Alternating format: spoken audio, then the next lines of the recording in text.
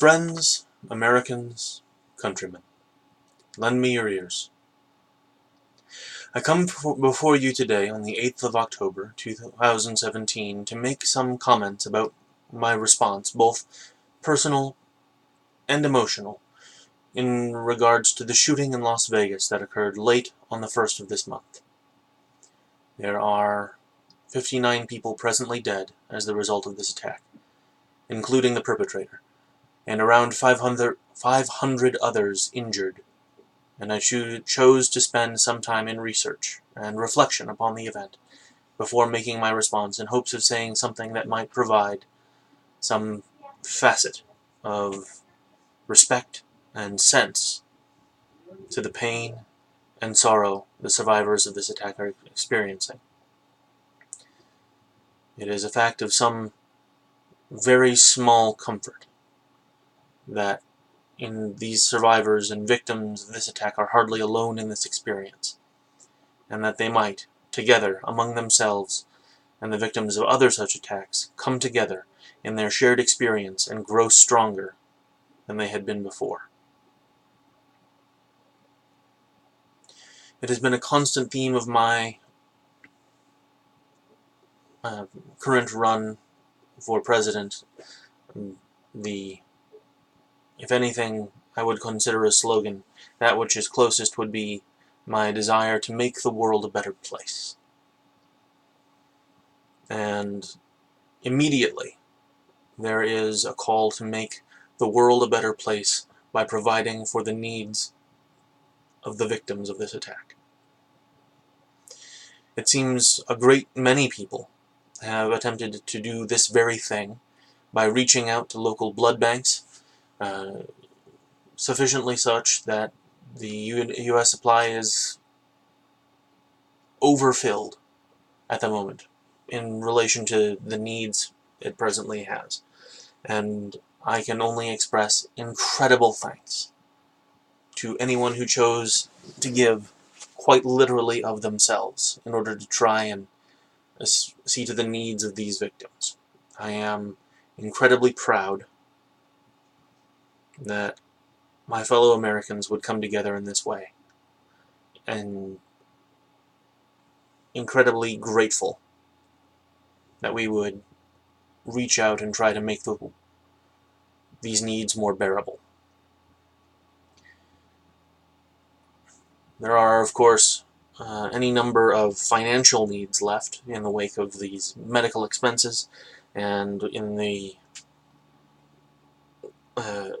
among the survivors of those deceased who were providing for families and children. And I understand there are a number of GoFundMe and other sorts of crowdfunding sites which are attempting to make provision for such things, and I understand that there's been a great outpouring of support, both individual and corporate, in order to try and see to some of these needs as well, and for that I am also very proud and very thankful. And I would like to take another further moment here to make a very special make the world a better place mention of one Mr. Jesus Campos, a security guard at the Mandalay Bay, who, armed only with a nightstick, approached the door of a known shooting incident and attempted to make proper inquiry, and did a great job of both evacuating people from the floor before and after he was wounded by the shooter, and did a great job in directing appropriate, forceful response to this initiation of aggression. I am very personally thankful that heroism is not simply embodied in those people who responded to the needs after the attack, but those who put themselves in incredible physical risk and in an effort to stop the attack as it was occurring. That takes an incredible sort of bravery, a great deal of self-negation. And I am very proud and thankful to Mr. Jesus Campos for his work. That was, if you ever do see this, Mr. Campos, I'm sure you've heard it many times before, but good job.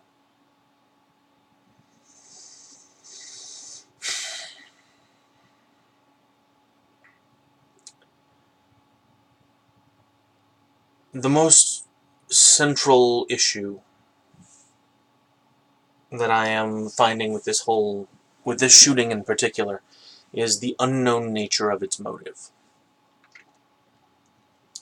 Other shootings in the past, while claiming fewer victims in many cases, American history is unfortunately replete with a number of shootings, and the United States federal government, as far as I know, still maintains the unfortunately high score of mass shooting victims here in the United States, with the Wounded Knee Massacre.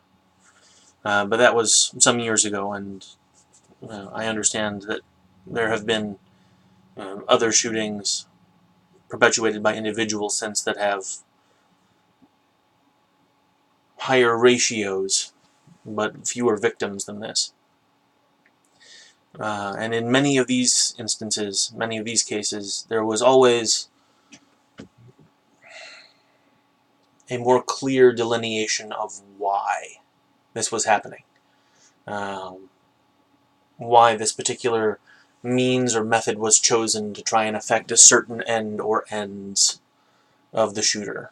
And in this case, the motive remains, at least to the date of this filming, unknown, or if known, unreleased.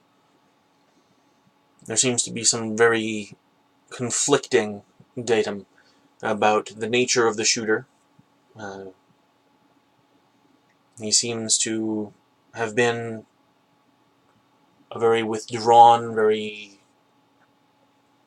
solitary sort of individual, with a great mind for mathematics and planning.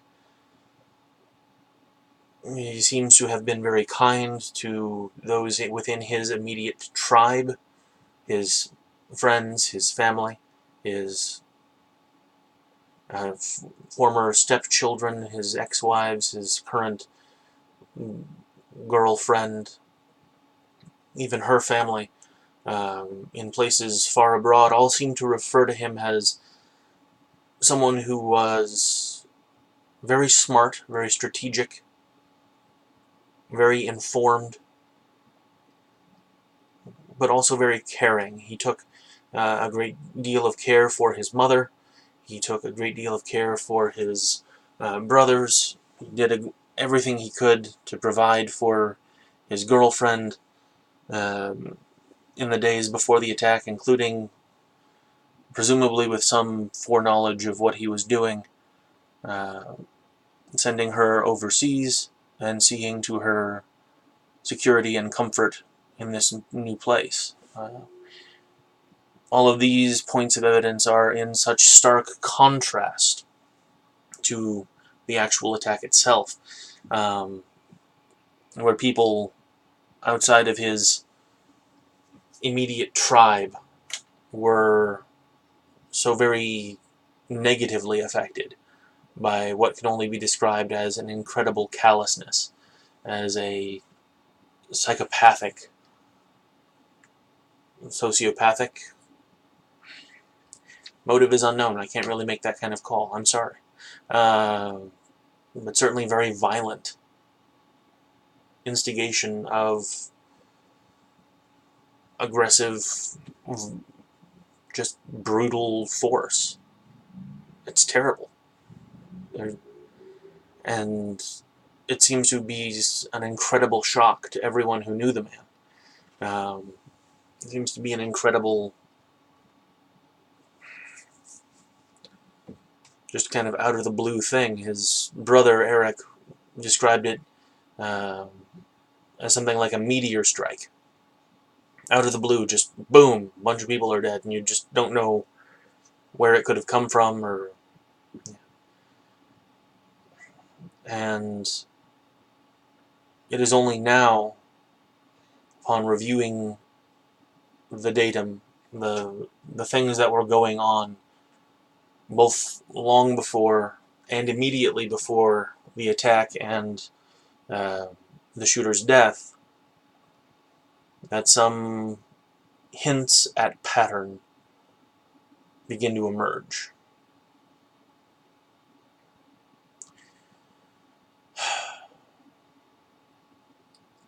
Retrospect, hindsight, 2020.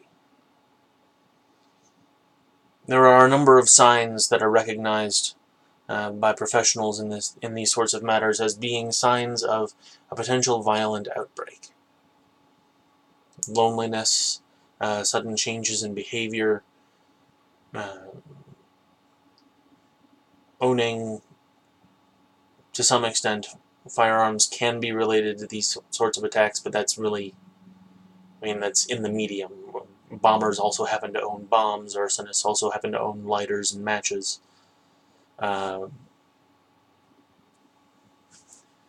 So that's one not to necessarily act on immediately, much as one wouldn't, per se, uh, report every Islamic person just because there happen to be Islamic terrorists in the world. His weight was dropping off. He was shunning the contacts of people around him who he had previously cherished. He was taking riskier behaviors. I understand that though a gambler by profession, he actually drastically increased the amount he was betting in the immediate days before the attack, uh, and acted in ways that his typical behavior, as abnormal as it was given his unique allergen precautions and the level of affluence he was afforded by his previous lifestyle and his current employment as a professional gambler, there was still some sort of pattern, some normality there that had existed, and he was starting to move very clearly away from those established patterns. Uh, Unfortunately, he had very few people around him in his life, so the chances of there being someone around who could notice such pattern changes was limited, and very unfortunately so.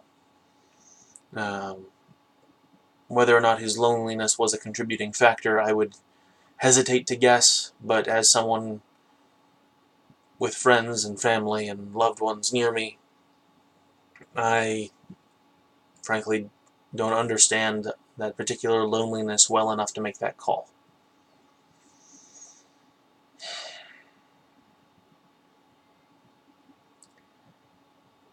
Kind of another core issue would be the prevalence and depiction of violence in society, from what I can see.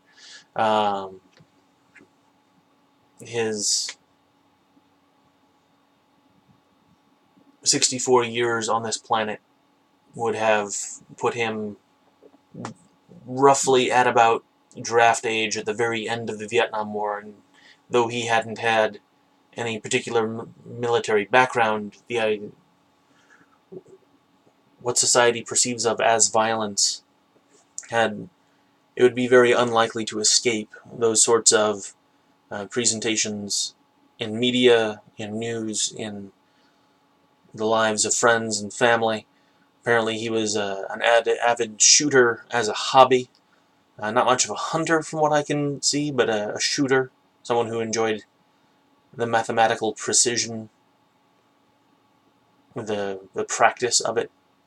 I understand his truck was found to have more ammunition and tannerite in it. And I understand that from my limited experience with the sport that some shooters will, at the end of a good shoot, reward themselves with a tannerite target, which will explode when struck correctly and make some sort of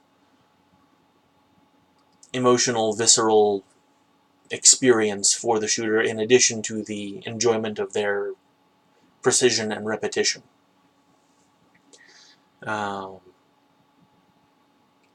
I understand that 50 pounds of tannerite is significantly more than one would commonly use for this particular, end of shoot reward, but without knowing more about his motives or his methods, I would hesitate to speak on what it might have been used for.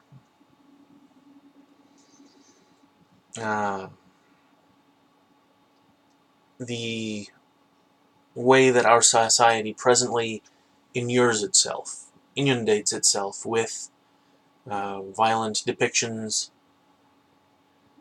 in media, in the news, in everyday life, in our sports and hobbies. I would hesitate to say that it necessarily causes more violence, that it desensitizes people to the effects of real violence when it happens, given the outpouring of support, the constant remonstrations against this particular type of activity from people in media and news, the way that other people in society of his age who've experienced all the same things that he has have not proceeded to this particular path would indicate that if it is a significant factor, it's a statistically abnormal factor.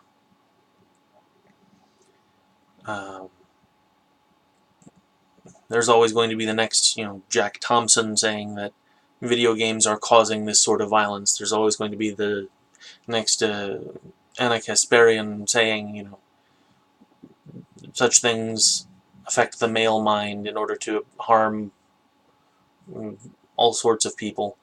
There seems to be very little evidence for this particular course of argument.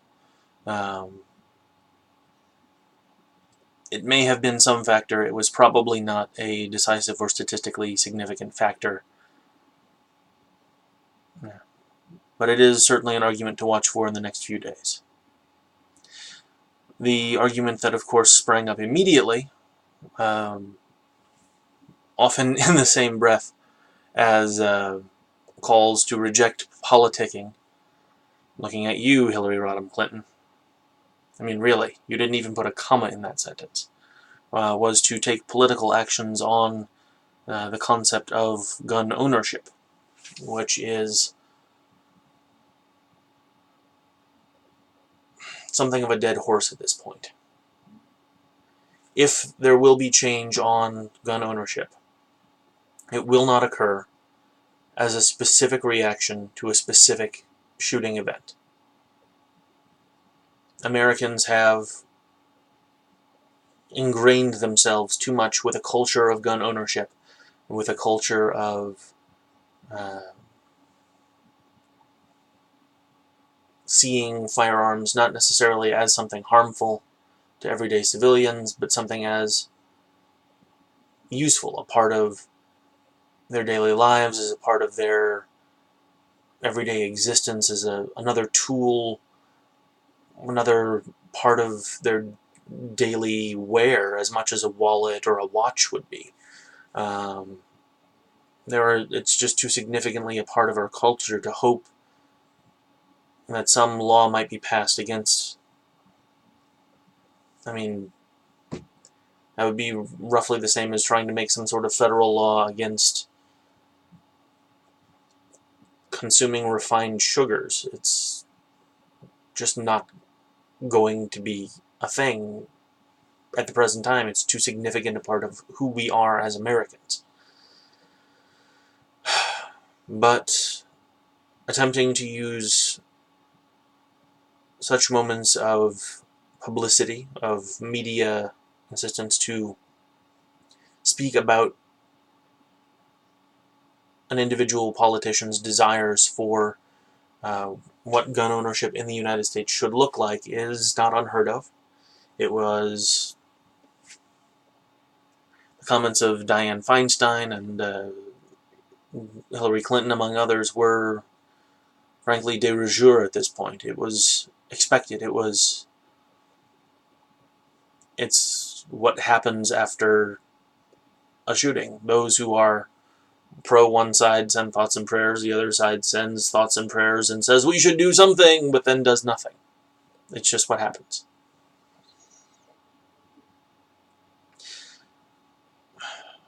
And I understand that both sides see this as an opportunity to speak on a very important issue to their hearts, but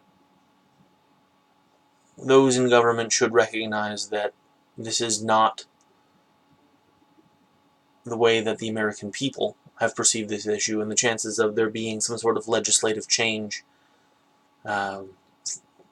specifically in an attempt to take firearms away from people or to further restrict the rights of people to get those guns that they do not presently have, is going to be incredibly unlikely.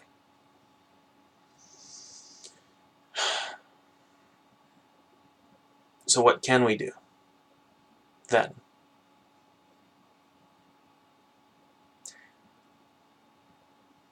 My immediate personal response was to review through a number of sources to make sure that I had the list full and complete and correct. Those signs of mental events going on in people around you.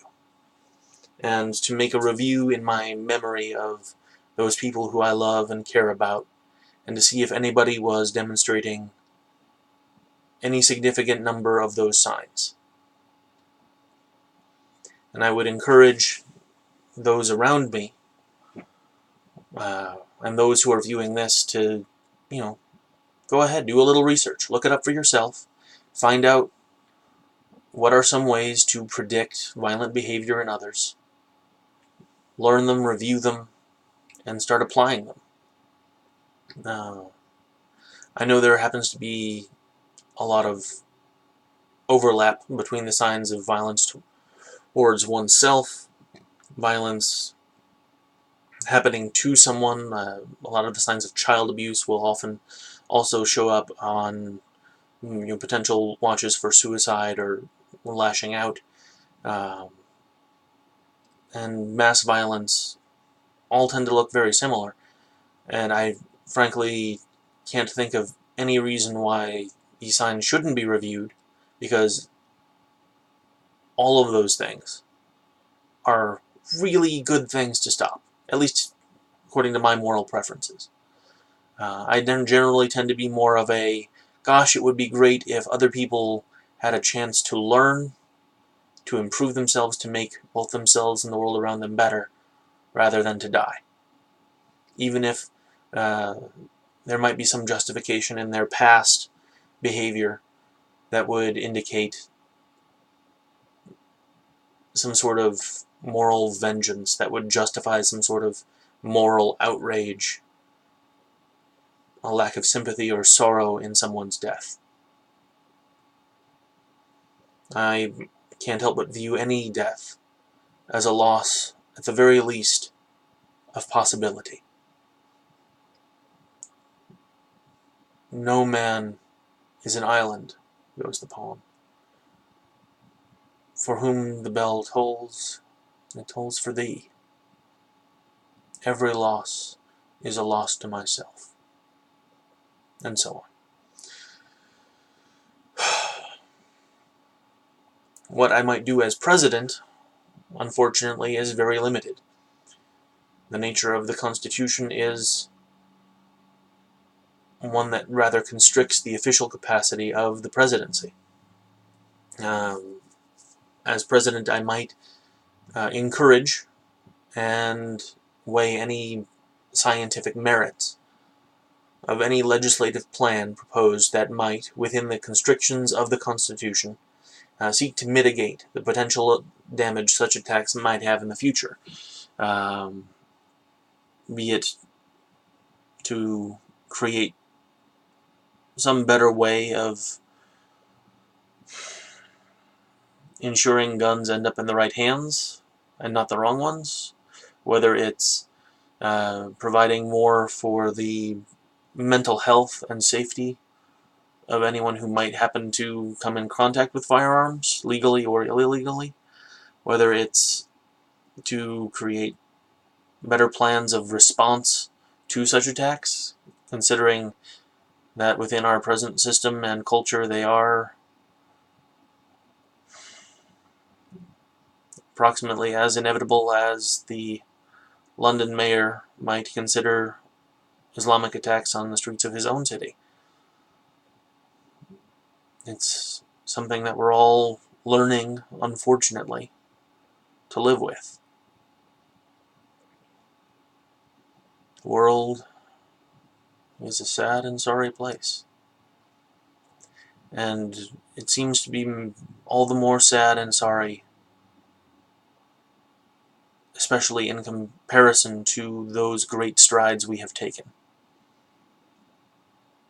No longer do men march to their deaths by the thousands on the battlefield. It was noted that 59 people dead in one day is lower than the death toll on at least the American side in Iraq and Afghanistan at present. We've come a long way in terms of mass casualties being taken in a federal or national context, and we seem to have, as a culture, as a nation, inured ourselves so much to our peace that these disruptions of it seem all the more significant. And I am simultaneously glad for the conditions that have arisen to create this inurement. I am so glad that we have come to a place where our peace might be so constant and so steady that these sorts of disruptions are such an incredible shakeup. But I am also aware that the world is a tumultuous place, and that any person's death might come at any moment, by accident or design, and it is